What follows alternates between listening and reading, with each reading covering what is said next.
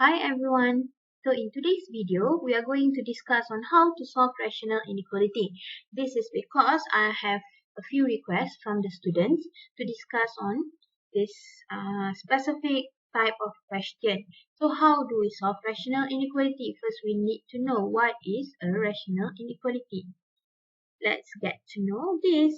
So rational inequality refers to inequalities that are in the form of fraction. For example, I might have 1 over x is less than 0. So this is what we call rational inequality. Why? Because I have my variable on the denominator. X is located on the denominator. So how do we solve this one? We are going to focus on the method table of sign. So what is table of sign? As you all might realize, the name itself shows what the table is consists of. So my table of sign is going to have only the positive and negative sign without any value. Okay, so let's take a look. I'm going to start with a very simple exercise where we don't need to do any calculation or any equalizing the denominator. We just need to solve using table of sign. For example, x plus 1 over x is less than 0. So how do we solve this kind of question? First, we need to separate the step into the numerator step as well as the one for the denominator. Okay, so why do we separate these two? Because for the numerator, to find our critical value, we are going to take the numerator and we will equate it with 0. So x plus 1 will be equal to 0 and I will have x is equal to negative 1. Since my sign of inequality here is strictly less than 0, so I know that this value is not included, so it will be open. This open, I'm actually referring to the inequality sign where we have the close bracket as well as open bracket. So this one will involve open bracket, which is the round bracket. And then for the denominator, what we are going to do is we are going to put it not equal to 0. Okay, so x is never equal to 0 because we know by fact that when we have a fraction, we cannot have 0 on the denominator. Why? Because then it will be undefined. Okay, so we need to remember this one. Since it is not equal to, this one will also be open. So now let's take a look at our table since we already have the critical value here. So this is my table. And what am I going to put in my table? For the first row, I'm going to put intervals. What do I mean by intervals? Intervals are actually referring to the intervals for x. That is why we find the critical value so that we know where to separate the intervals. So we are going to put the numbers that we found. X is negative 1 and x cannot be 0 on top of the table. So this is where negative 1 will be and this is where 0 will be. So since both are open, I'm going to put a white circle there.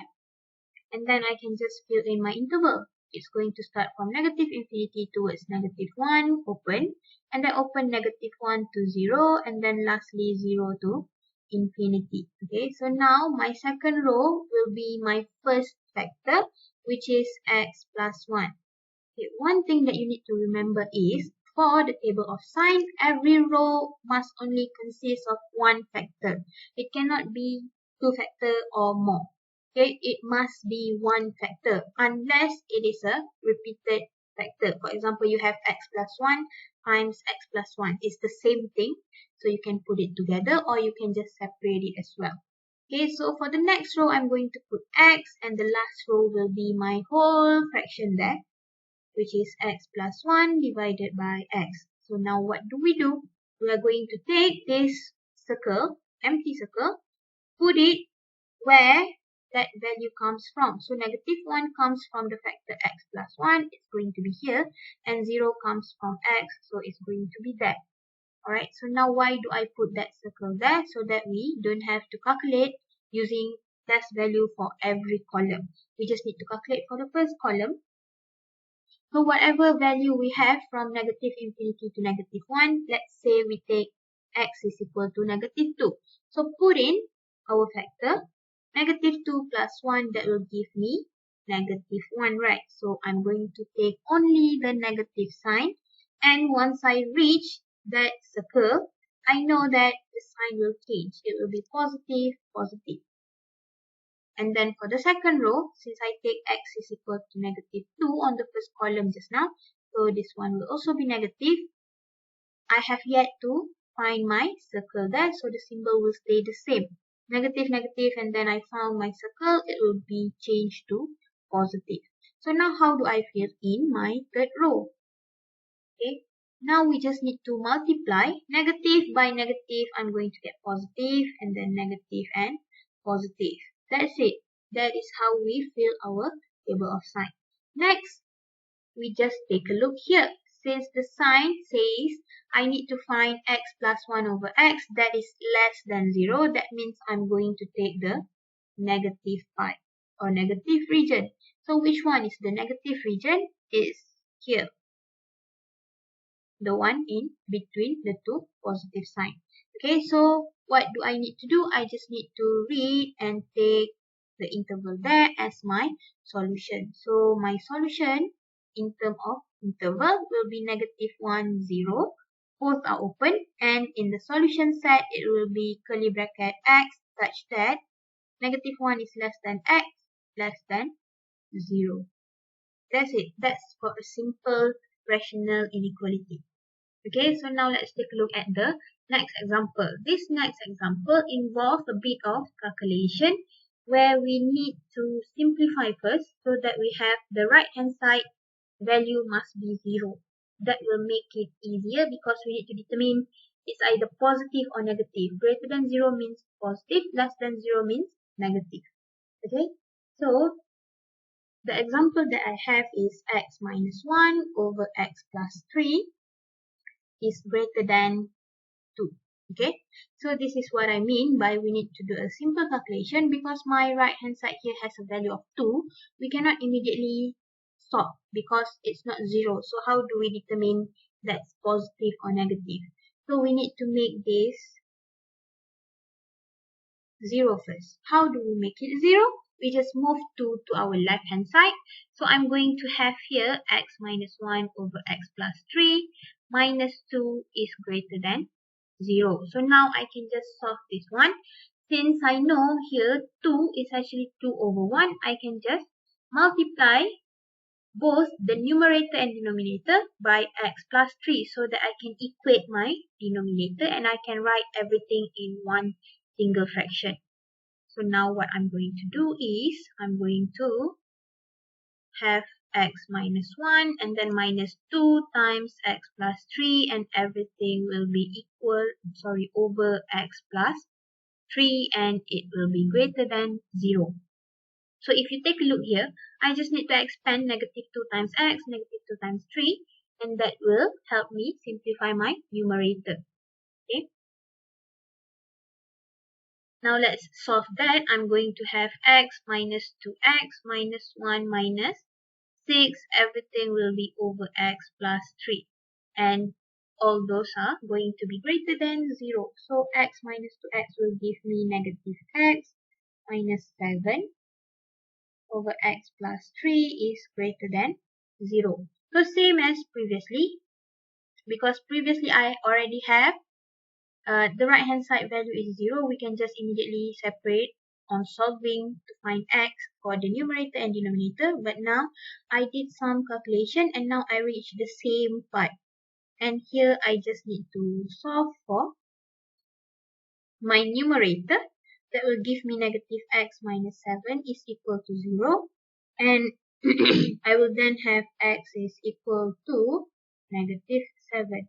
Okay, and because again this symbol is strictly greater than 0, so I know that this one will be open. And then for my for my denominator, what I need to do is I just take x plus 3 and it must not be 0. So that tells me x cannot be equal to negative 3, because if we put negative 3 plus 3, it will give us 0. And again, this one will also be open. Okay, so now let's put our table here. And again, we are going to put the critical values, the values of x that we found, on top of the table here. So negative 7 will be on the